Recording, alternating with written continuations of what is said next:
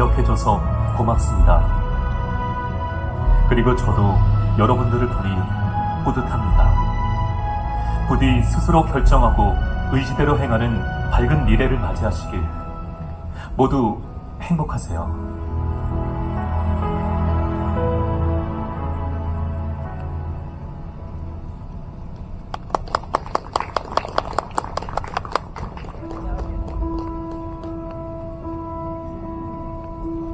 저 지하에선 내 영혼의 눈이 뜨여 만족스러운 웃음 속에 여러분의 진격을 지켜보리라.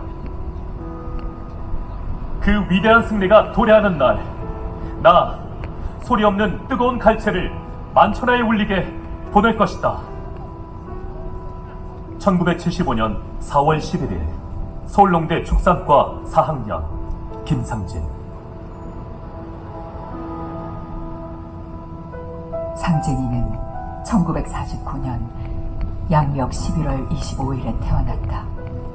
형들이 서울서 공부하니 1학년생을 서울에다 떨어져서 공부시켜야 했다. 지금 생각하면 어린 것이 부모 떨어져서 공부하느라고 얼마나 마음이 상했을까 생각하면 가슴 아프다.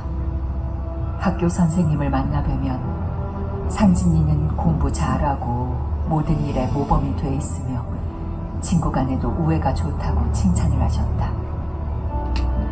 내가 서울집에 오면 엄마가 그리웠는지 무릎에 들어누워 장난도 치고 노래도 하다가 잠이 들곤 했다. 잠이 든 모습을 보고 있노라면 내 자식이라도 어찌 그리 대견한지 가슴이 뿌듯하곤 했다. 상진이는 성격도 침착하고 자라면서 부모 걱정시키지 않고 생각도 깊었기에 모든 걸 자신에게 맡겼다. 못 견디게 아들이 보고 싶은 날이면 가만히 입속으로 나의 아들의 이름을 불러본다. 상진아, 부디 좋은 곳에 있으려.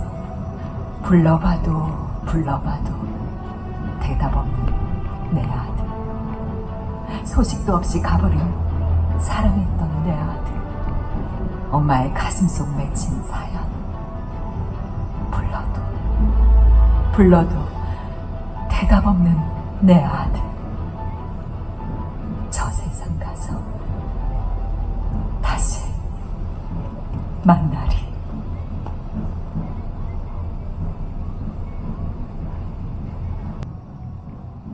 저희들 같이 모시고 지부회하도록 하겠습니다. 감독님하고 김상진 기념사업회 회장님 모시겠습니다.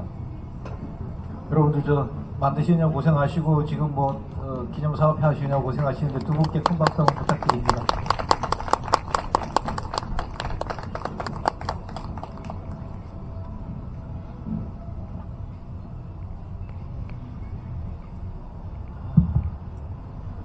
영화 보느냐고 좀 먹먹해서 이거 얘기가 어떻게 될지 저는 모르겠는데요. 1975 김상진이라고 하는 영화를 저희들이 봤습니다.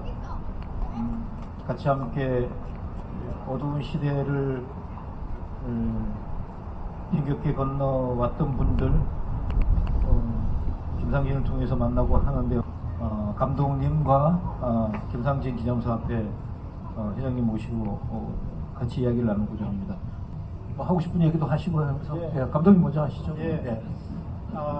이 강릉이라고 하는 이렇게 한반도에서 이게 태백사 이게 하여튼 산맥을 하나 넘어서 이게 강릉으로 넘어오는 느낌들은 여러 갈래로 이렇게 올 때마다 이렇게 느낌을 주는데 그 이야기와 그다음 풍광과 그다음에 사람들의 어떤 인심과 어떤 맥락이 흐르는 강릉에서 그러니까 저희들의 영화를 좀 상영할 수 있게 이렇게 만들어 주신 이 강릉 인권영화제 이 조직위와 시민들께 먼저 깊은 감사드립니다.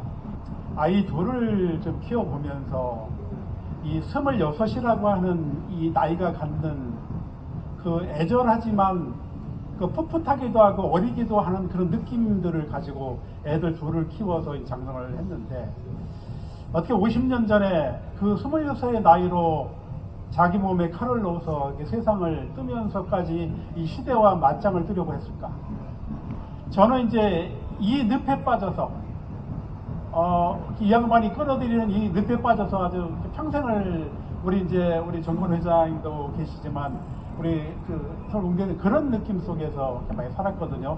그러면서도 그것이 그렇게 끈적끈적하지만 않은, 그런데 끝까지 너희들은 앞으로 이렇게 올바르게 살아라라고 이렇게 이 양반이 던졌던 메시지 같은 또 다른 뭐라고 해야 되죠? 그런 에너지 동력으로 작동을 하면서 살았던 느낌이 듭니다. 그래서 저는 한 사람의 죽음은 무게가 같다고 생각을 합니다. 김상년 열사의 26의 죽음은 저 가보년으로 가면 동아혁명 때 전봉준, 김계나 손아중의 죽음의 무게하고 똑같습니다. 김상진의 26의 시대에 맞잡던 죽음은 그런 일제강점기 시대의 안중근과 유광순의 죽음의 무게하고 똑같다고 생각을 했습니다. 해방이 되고 나서 1960년에 4.19 이것 때 바다에서 건져진 열사 김주열의 죽음과 같고 1970년에 벌어진 전태일 열사의 목숨의 무게하고 똑같다고 생각을 했습니다. 시대를 넘어 80년에 와서 윤상원 열사와 이후에 90년, 2000년, 2010년 오늘날까지 이어지고 있는 시대와 불의한 시대와 맞짱을 떴던 그런 열사들의 그 목숨의 무게와 똑같다고 생각을 하면서 영화를 좀 만들었습니다. 근데 영화를 만들 시점까지만 해도 그래도 세상에 어느 정도 좋은 세상이 오겠거니 하고 영화를 만들어서 단순히 기록의 의미로 남길까 싶었는데 다시 작년, 재작년 다시 우리는 이 윤석열이라고 하는 이 엄청난 구한말 시대와 똑같은 친일파들이 득세하는 세상 속에 다시 우리는 빠져들고 있어서 이 의미가 또 새삼으로지는 의미가 되게 됩니다. 하여튼 모쪼록 잘 봐주셔서 고맙고요. 이 김상진 열사의 의미가 내년이면 이제 50주년이 되는 해라서 저는 이제 50주년 추진위원회 위원장으로서의 어떤 콘텐츠들을 또 남겨진 숙제들을 잘 마무리해서 강릉에서 여러분들을 또 다른 의미로 찾아뵙기를 학수고대하고 기다리겠습니다. 예, 고맙습니다. 감사합니다. 네. 감독님 말씀해 주셨는데 기업사업회 회장님도 인사와 함께 좀 얘기를 해주시죠. 네, 안녕하십니까. 저는 이 김상진 열사 기념사업회 대표를 맡고 있는 정근우라고 합니다.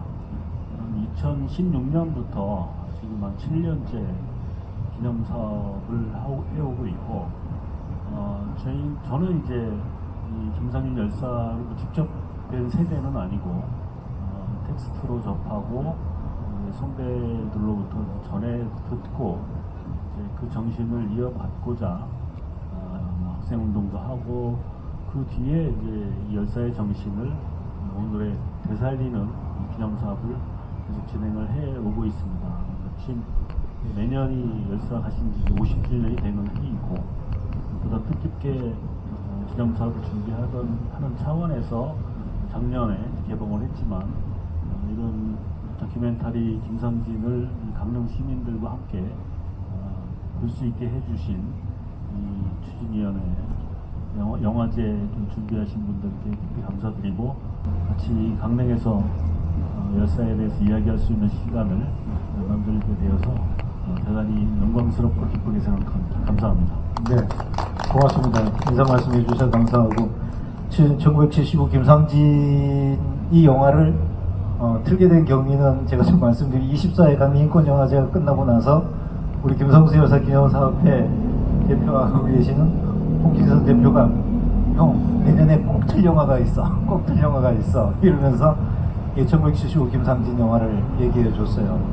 그래서 올해 저희들이 이 영화를 틀고 했는데, 우리가 사무국장님도 사전에 보고 나서 저 이 영화 너무 좋습니다 이렇게 얘기를 하고 했는데, 그 학생운동이나 이런 세대하고 전혀 다른 세대들이잖아요.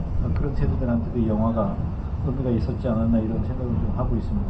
개인적으로 감독님이 영화 보게 되면은 엄청나게 많이 쫓아다니시고 이러시고 아까도 말씀하실 때 그런 얘기도 하시고 했었는데 김상진 열사님하고는 어떤 친분 관계나 혹시 뭐 그게 좀 있으세요? 그러니까 제가 만약에 상하면 다시 그 시대로 갈 수 있으면은 만나 뵙고 소주도 마시고 그렇게 하겠습니다만 이제 김상진 열사 68학번이시고요.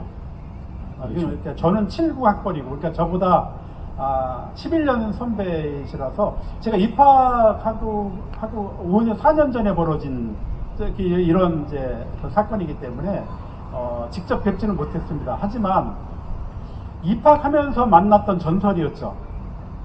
당시 전설. 입학하면서 네. 이게 우리 학교에 어떤 일이 있었어 라는 이제 선배들의 이야기를 통해서 아주 깊이 이렇게 파이는 거죠. 마음속에. 그게 평생을 결국은 이제 6세 지금까지 이어지게 되는데 저는 그때부터 이제 틈만 나면 매월 이제 매년 4월 10일이 되면 꼭 일기를 저는 이제 몇십 년 쓰고 있는데 반드시 형님에 대해서 추도를 하고 83년도에는 제가 이제 군대를 자취방에서 갑자기 도안대에 끌려가지고 닷새 동안 있다가 강원도 천안으로 그냥 영장 없이 군대를 끌려가거든요. 그래서 나흘 밤을 이제 보안분실에 있는 동안에 아무도 볼 수가 없었어요. 그런데 단 한 사람이 이제 엄마 아버지는 뭐 대전 멀리 계시고 그래서 이제 그때 상진이 형을 소환했죠. 형님 이럴 때 저는 어떻게 하겠습니까? 어떻게 하면 좋겠습니까? 그때 이제 막 군대 끌려가서 돌아가신 열사들이 뭐 한희철 열사부터 막 돌아가시는 분이 생길 때 저도 끌려가면 어떻게 될지 모르는 이런 상황에서 형님을 불러서 물어봤습니다. 왜냐하면 늘 이제 내꺼랬던 분이기 때문에 그래서 그랬더니만은 걱정하지 마라. 너 잘못한 거 없다. 잘못한 거 없으니까 너무 쫄지 말고 군대 그냥 잘 갔다 와. 뭐 형님이 그렇게 말씀하셔가지고 마음을 받아들고 다음날 아침에 이제 집차에 끌려서 군대를 갔던 기억이 납니다. 그래서 이후로 제가 이제 그 스토리를 만드는 일을 평생 지냈을 때 상진 형님에 대한 짤막한 이야기들을 토막토막들을 세상에 표출하는 뭐 일도 하면서 형님의 삶하고 아주 기꺼이 이렇게 가까이 됐고 김상진 기념사업회 이제 같이 활동하면서 형님의 삶을 상결을 이렇게 받아들이곤 했습니다. 그게 전부였습니다. 네. 그렇게 인연이 되셨네요. 대표님 우리가 여기 이제 이 영화를 보게 되면 75년도의 그 상황을 보게 되면은 대단히 엄혹하고 어렵고 한 그런 상황 시대적 얘기가 나오는데 그때 당시에 할복을 하고 했던 그 기념사업회 쪽에서 그때의 그 시의 상황과 관련해서 좀 이렇게 조사하시거나 내용 관련해서 좀 상황 인식이나 이런 것들을 많이 오히려 저희들한테 해주실 얘기가 많은데 그 독재 시기에 그때의 상황이 어땠는지와 관련된 부분에서 좀 한번 좀 얘기를 좀 해주시면 좋겠습니다. 네, 뭐 영화에 자세히 설명이 되어 있고 사실 저도 그 이후 세대이기 때문에 생생하게 제 경험을 바탕으로 말씀드릴 수는 없겠지만 연배가 저보다 좀 되시는 우리 선배님들께서는 많이 아시겠지만 75, 73년, 74년 이때는 별로 박정희 독재 정권이 종신 대통령을 꿈꿀 정도로 유신헌법이라는 것을 공포하고 그 유신헌법을 반대하는 사람은 무조건 잡아가두는 시대였기 때문에 심지어는 뭐 막걸리 보안법이다 해가지고 술집에서 막걸리를 마시다가 박정희 욕을 하면 끌려가는 그런 시대였습니다. 특히 이제 그 75년도에는 뭐 동아일보 광고 탄압 사건이나 동아일보가 유신 정권에 약간 반대하는 움직임이 있자 광고를 주지 마라 해가지고 시민들이 백지 광고도 내고 그러던 시절이었고 또 민혁당 재건이 사건이라고 하는 큰 어떤 간첩단 비슷한 조작 사건을 만들어서 그 판결을 하자마자 몇 시간 만에 사법 살인을 사형 선고를 집행하는 이제 그러한 시대였고 이제 그것을 보고 열사는 이제 분개를 하고 이 시대가 도대체 어떻게 돌아가는가에 대한 여러 가지 자괴감도 있었고 해서 정말 뭐 그때는 오히려 언론이나 뭐 말할 것도 없고 지금하고도 워낙 뭐 다른 시대였기 때문에 그런 저항의 정신을 목숨을 내놓는 것밖에는 없지 않았겠냐. 이런 선택의 폭이 많지가 않은 그런 시대로 저도 전에 듣고 배우고 그랬습니다. 네. 감독님 이 영화를 보게 되면은 실제 그 할복 자살의 상황도 심각하게 잘 그리고 있지만은 광주일보 얘기도 나오고 부마 항쟁 얘기도 나오고 거기서 이어지는 광주 얘기도 나오고 쭉 하면서 사실 70년대에서부터 시작된 한국 사회 전체 얘기가 이렇게 나온단 말이에요. 김상진 열사의 이야기를 가지고 이걸 전체를 관통해 가고 있는데 그 부분에서 김상진 열사의 그 정신들이 영향을 받고 하면서 갔던 그 과정들을 따라가시면서 느꼈던 거라든가 생각하시고 했던 거를 한번 좀 얘기해 주시죠. 이 영화가 거의 한국사의 이 얘기 70년, 80년대 얘기, 90년 뭐 이런 얘기를 전체를 하고 계시는 것 같습니다. 그 상진 형님이 자료가 별로 없어요. 그 영정 사진하고 중고등학교 때 졸업 사진하고 군대 가서 찍은 사진하고 한 7장인가 밖에 없는 거예요. 뭐 다 탈취당하거나 뭐. 자, 그래서 이 그림을 어떻게 그릴 거냐라고 했을 때 이제 일단은 열사의 삶, 그 다음에 그 이후에 그걸로 인해서 영향을 받아서 이렇게 이후에 활동에 50년간 어떤 활동들을 했는 사람들이 몇몇 뭐 이런 부분들을 좀 보려고 노력을 했는데요. 그게 어떤 의미가 있냐면 사람이 이렇게 불과 옆에서 칼을 찔러서 이렇게 사람이 이렇게 돌아가시는 장면을 옆에서 봤을 때 그 물리적이고 화학적이고 정서적인 그 충격들 있죠.